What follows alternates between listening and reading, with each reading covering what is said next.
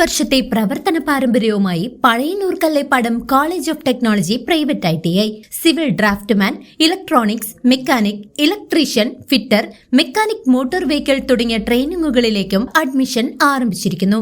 College of technology private ITI Kallepadam, Pazhayannur. Thiruvilwamala പറക്കോട്ടുകാവിൽ ആനയൂട്ട് ഭക്തിസാന്ദ്രമായി നടന്നു. തിരുവിൽവാമല ആനപ്രേമി സംഘത്തിന്റെ ആഭിമുഖ്യത്തിലായിരുന്നു ആനയൂട്ട് സംഘടിപ്പിച്ചത്.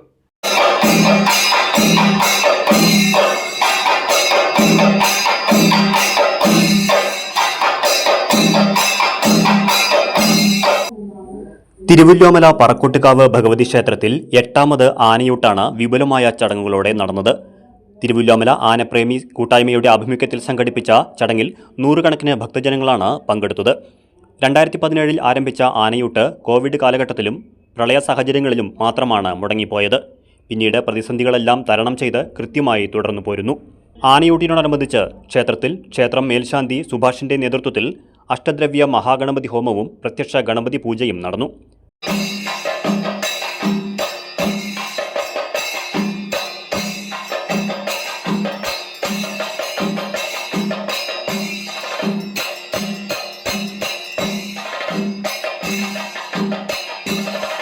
ചടങ്ങിന് മിഴിവേകി ലക്കിടി മനോജിന്റെ പ്രമാണത്തിൽ പ്രത്യേക ചെണ്ടമേളവും അരങ്ങേറി.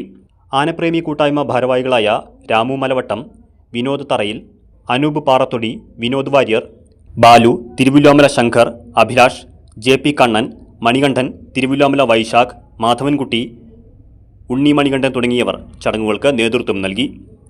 പറക്കോട്ടുകാവ് ദേവസ്വവും ക്ഷേത്ര ഉപദേശക സമിതി ഭാരവാഹികളും ആനയൂട്ടിനാവശ്യമായ എല്ലാവിധ സജ്ജീകരണങ്ങളും ഒരുക്കിയിരുന്നു. ഗജവീരന്മാർക്ക് പഴവർഗ്ഗങ്ങളും മറ്റ് ഭക്ഷണ സാധനങ്ങളും നൽകി ഭക്തർ ചടങ്ങിൽ പങ്കാളികളായി.